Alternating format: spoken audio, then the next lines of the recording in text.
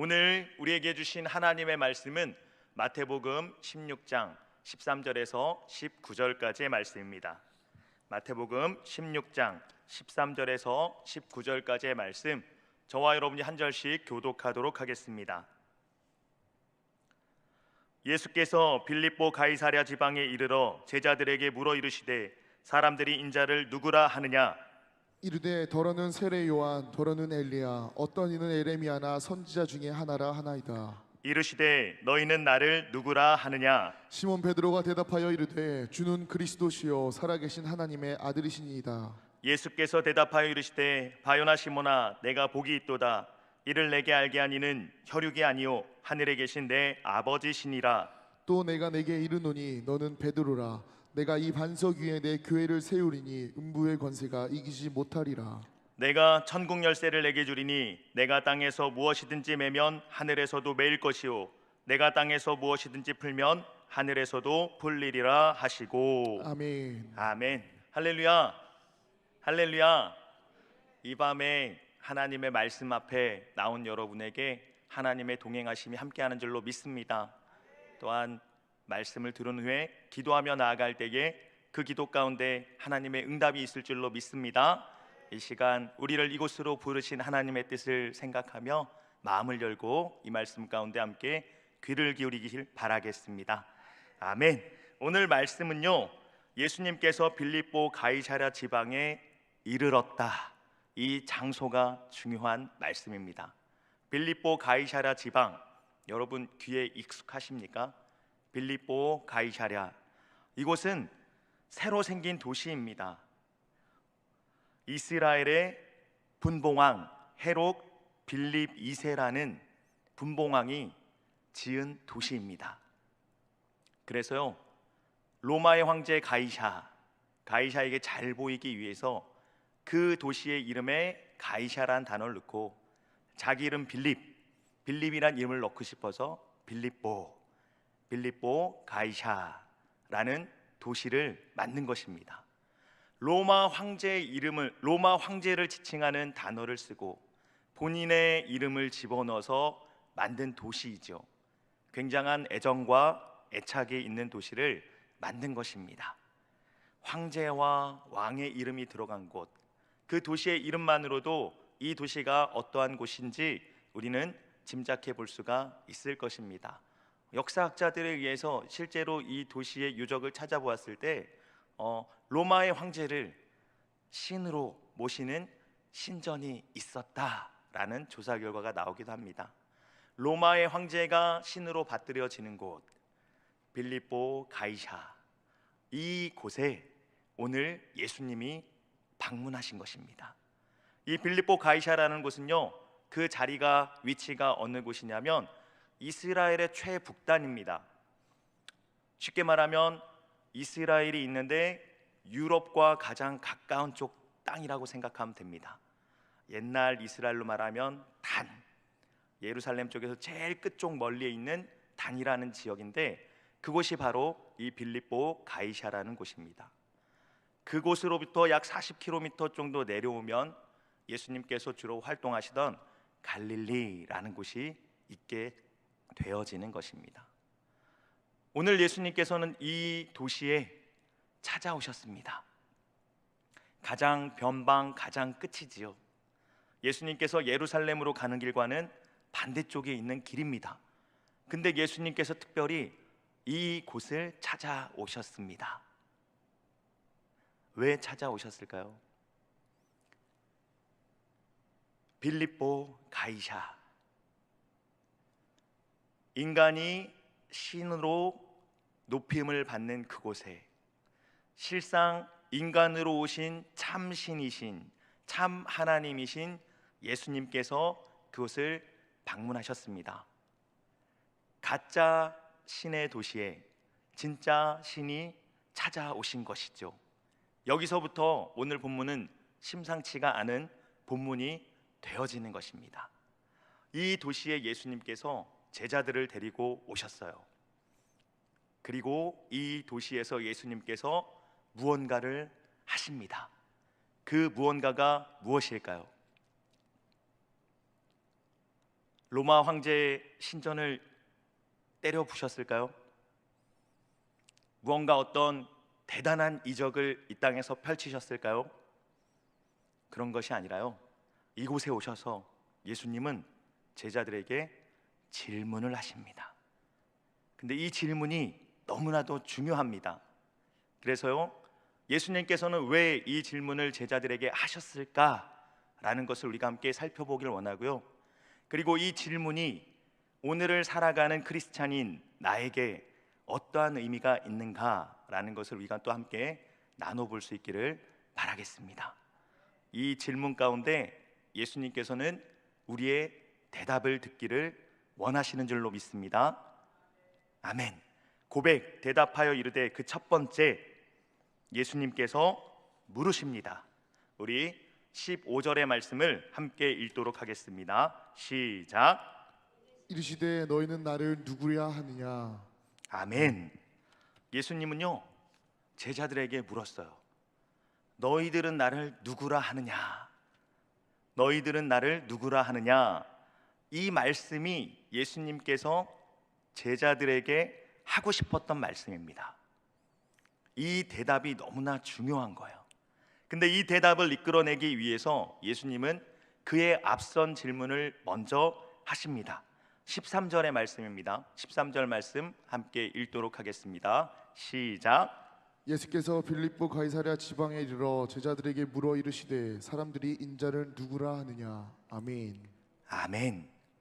예수님은요, 제자들에게, 제자들아, 너희들이 보니까 나는 누구이니? 너희들이 그동안 나와 함께하면서 많은 것들을 보았고 많은 것들을 배웠잖아. 내가 수많은 이적을 베푸는 것도 보았고 병든 수많은 자를 이적으로 고치는 것도 보았고 내가 하나님의 말씀을 증거하고 전파하는 것도 너희들이 보았어. 나의 공생애를 너희들이 함께했어. 그렇게 너희들이 보았을 때 나는 누구이니? 이것에 대한 제자들의 대답을 예수님은 오늘 듣고자 하시는 것입니다. 근데 이 대답에, 이 질문에 앞서서 예수님은 먼저 물어보세요. 사람들이 나를 누구라고 하느냐? 먼저 첫 번째 질문, 이 질문을 하십니다. 제자들아, 얘들아, 사람들은, 세상 사람들은 나를 누구라고 하니? 라는 것을 먼저 물으시죠. 그러니까 제자들이 마음 편하게 대답합니다. 사람들이 하는 말, 들은 말, 아무런 고민 없이 대답할 수 있죠. 네, 더러는 세례 요한이라고 하고요, 더러는 엘리야라고도 하고요, 더러는 선지자 중에 한 분이라고도 합니다. 아무런 고민 없이 대답할 수 있었던 것입니다. 이 대답이 끝나자 예수님께서, 그래, 사람들은 그렇게 말하는데 너에게 나는 누구니? 라고 이제 진짜 질문을 던지시는 겁니다. 이때 제자들이 재빠르게 대답할 수 있었을까요? 저는 이 장면이 너무 궁금하더라고요. 그 자리에 가서 보고 싶다. 예수님이 이 질문을 딱 던졌을 때 제자들이 서슴없이, 망설임 없이 예수님은 이런 분이십니다 라고 대답을 정확하게 했을까? 아니면 한동안 멍하니 있다가 고민하다가 베드로가 그 중에 빠르게 하나님의 은혜로 주는 그리스도시요 살아계신 하나님의 아들입니다 라고 고백을 했을까? 이게 너무나 궁금하더라고요. 예수님은요, 세상 사람들이 날 누구라고 하니? 그래, 세상 사람들은 날 그렇게 말하는구나. 근데 있잖아, 그게 중요한 게 아니야. 너는 나를 누구라고 하니? 너의 고백, 나의 고백, 너가 나와 함께 살아오면서 나의 모습을 보았고 나와 함께하면서 느낀 너의 고백, 너가 볼 때 나는 누구니? 이것에 대한 제자들의 대답 듣기를 원하셨다라는 것입니다. 여러분에게 제가 묻겠습니다. 여러분에게 예수님은 누구십니까? 여러분에게 예수님은 누구십니까? 다른 누구의 고백도 아니고 나의 고백이 있으시기를 축복합니다. 예수님은 저에게 이런 분입니다. 책에서 말하는 것 말고, 누가 말했는데 멋진 그런 미사여구, 아름다운 문장, 그런 거 말고, 내가 예수님을 믿고 신앙생활을 하면서 지금까지 살아오면서 예수님에 대해서 느끼고 체험하고 감사하고 고백하면서 내가 깨닫고 내 안에 있는 그 진심, 그 고백이 저와 여러분에게 분명히 있기를 축복합니다. 예수님은 오늘 우리에게 그 고백 듣기를 원하시는 줄로 믿습니다. 아멘. 그래서요, 성경을 좀 찾아보았습니다. 성경에 이러한 나의 고백으로 하나님을 표현한 멋진 말씀들이 많이 있습니다. 그래서요, 예를 들어서 몇 가지를 찾아보았는데 함께 나누도록 하겠습니다. 시편 23편 1절의 말씀입니다. 함께 읽도록 하겠습니다. 시작. 여호와는 나의 목자시니 내게 부족함이 없으리로다. 아멘. 아멘. 잘 아시는 말씀이죠. 여호와는 나의 목자시니 내게 부족함이 없으리로다. 누구의 고백입니까? 다윗의 고백이죠. 다윗은요, 양치기 소년이었잖아요. 자기가 양을 쳤잖아요. 자기가 목자였잖아요. 자기가 목자로서 양을 쳐보면서 그 느꼈던 감정, 그 마음, 양을 지키는, 양을 사랑하는 그 마음을 가지고 있던 자기가 보니까 여호와 하나님은 나의 목자시구나. 그리고 나는 어린 양이구나. 나는 하나님의 사랑이 없으면, 돌보심이 없으면 살아갈 수 없는 존재구나.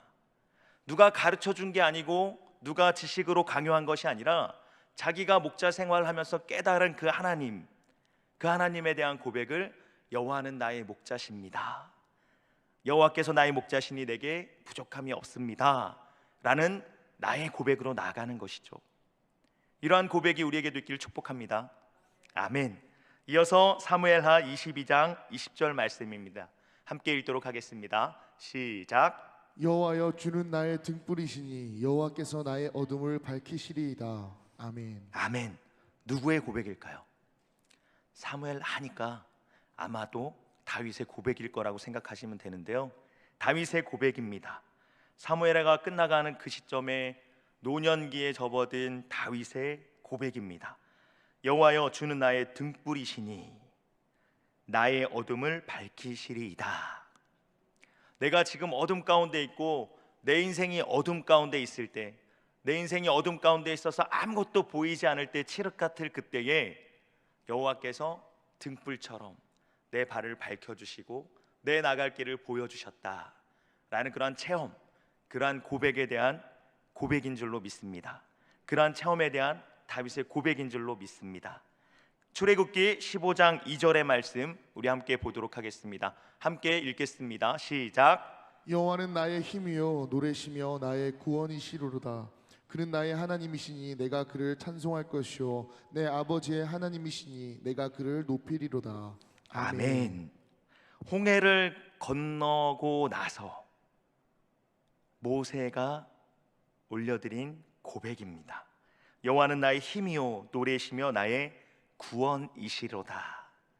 애굽에서의 그 힘들고 어려웠던 백성들의 부르짖음 가운데 하나님께서 길을 여시고 홍해라는 막다른 길에서 홍해를 갈라 길을 내어주신 그 길을 걸어 건너온 이스라엘 백성들의 고백, 모세의 고백, 누가 가르쳐 준 것이 아니요 내가 체험하고 내가 경험하였더니 하나님은 나의 힘이고 나의 노래이시고 나의 구원이시구나 라는 체험의 고백이 이렇게 나타나진 것입니다. 저와 여러분에게도 이러한 고백이 있기를 축복합니다. 여기에 모이신 저와 여러분은 적어도 십수년에서 몇십 년 신앙생활 하셨잖아요. 인생을 쭉 살아오셨잖아요. 홍해가 갈라지는 기적 같은 일이 있으셨을 수도 있겠지만 그렇지 않더라도 우리는 하나님의 은혜 가운데 여기까지 살아왔음을 고백하며 이 자리에 있습니다. 우리에게도 하나님 체험이 있지요. 그 체험에 대한 저와 여러분의 고백이 있기를 바랍니다.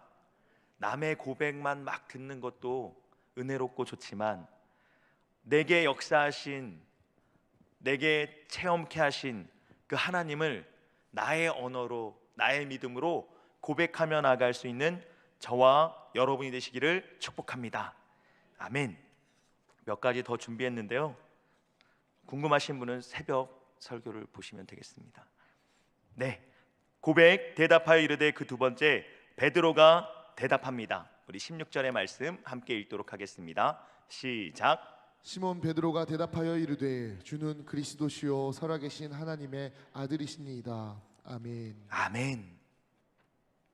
예수님께서 물으셨잖아요. 너희는 나를 누구라고 하니? 그때 베드로가 고백합니다. 주는 그리스도시요 살아계신 하나님의 아들이십니다. 할렐루야. 아멘. 아멘. 우리의 고백인 줄로 믿습니다. 베드로의 고백이지만 동일한 믿음과 동일한 신앙을 가지고 있는 저와 여러분에게도 전혀 거리낌이 없는 그러한 고백인 줄로 믿습니다. 이 베드로의 고백을 들었을 때 나의 믿음으로 고백할 수 있는 너무나도 신실하고 기준이 되어지는 그러한 고백입니다. 그러하시죠? 이 고백에 대해서 불만 없으시죠? 사모하시기 바랍니다. 그래서 기도하실 때에, 아침에 눈을 떴을 때, 저녁에 잠자리에 드실 때 주는 그리스도시요 살아계신 하나님의 아들이십니다. 이러한 고백으로 나아가도 좋을 것 같습니다. 어느 날 갑자기 기도가 막히고 잘 안 될 때에 주는 그리스도시요 살아계신 하나님의 아들이십니다. 이 고백만이라도 수차례 되뇌일 수 있는 그러한 저와 여러분이 되시길 축복합니다. 이 베드로의 고백이 어떠한 의미를 가지고 있을까요? 주는 그리스도시요, 그리스도, 메시아, 구원자라는 뜻입니다.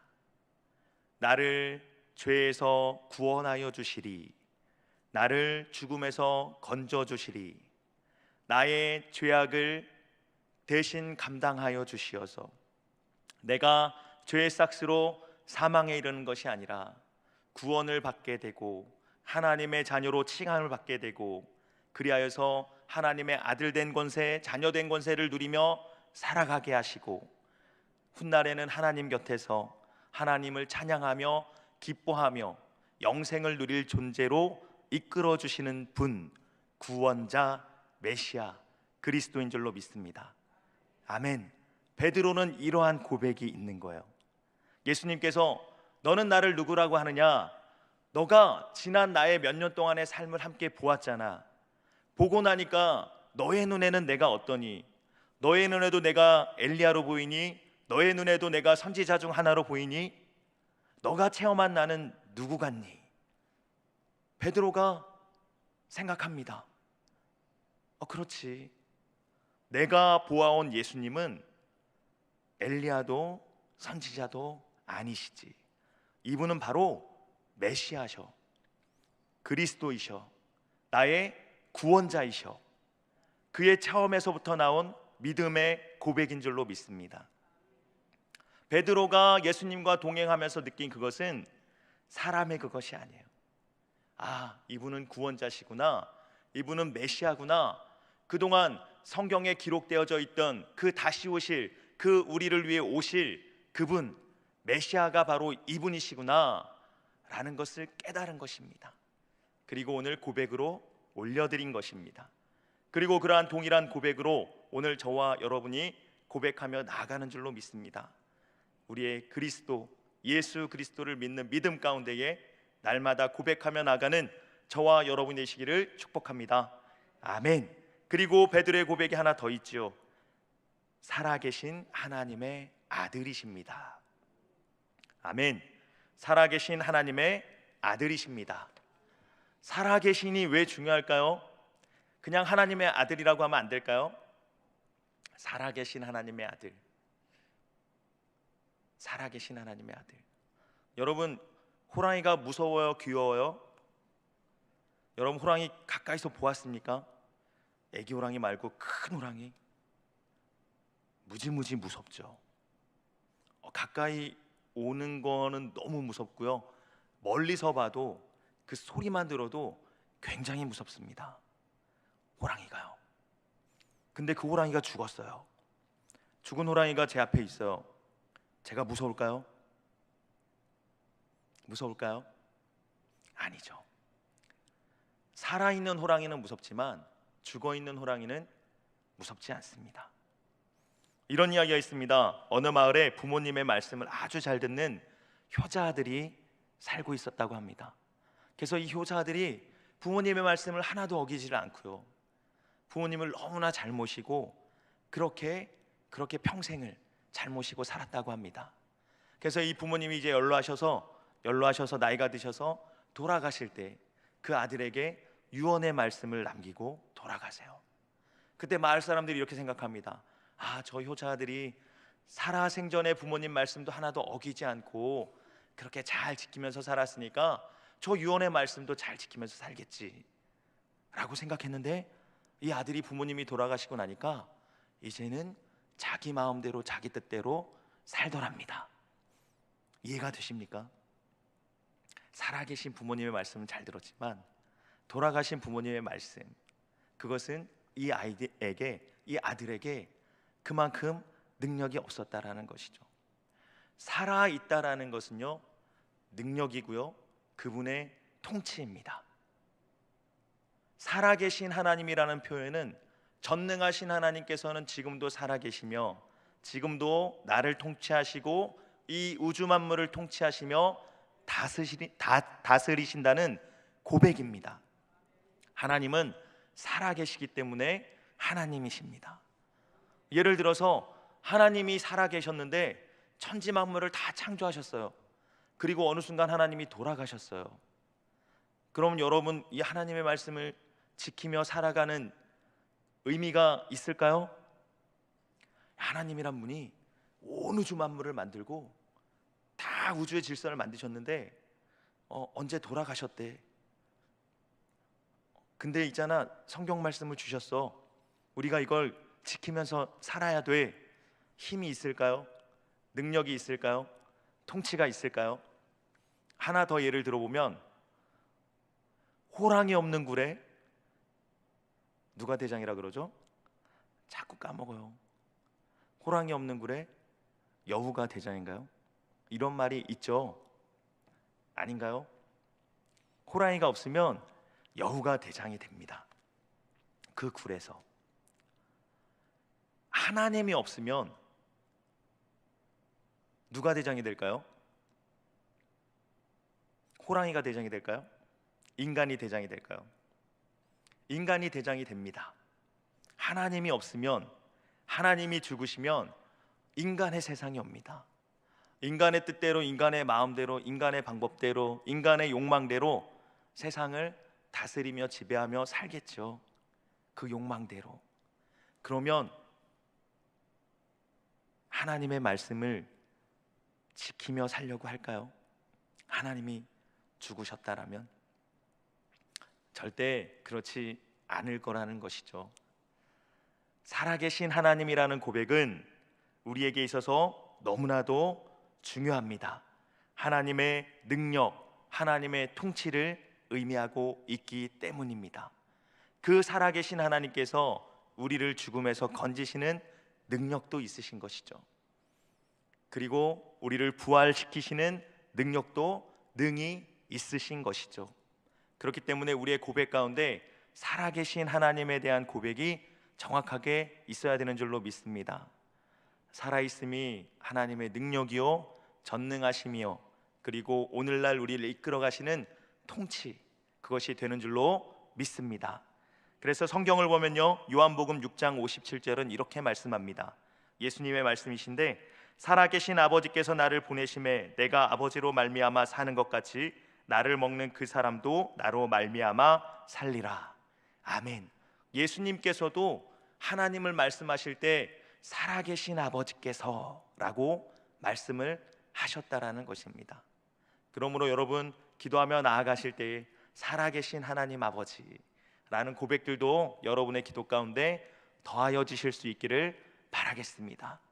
그러므로 오늘 베드로의 고백, 주는 그리스도시요 살아계신 하나님의 아들이십니다, 이 고백이 너무나도 복된 고백이고, 이 고백 가운데 함께하는 저와 여러분이 되시기를 축복합니다.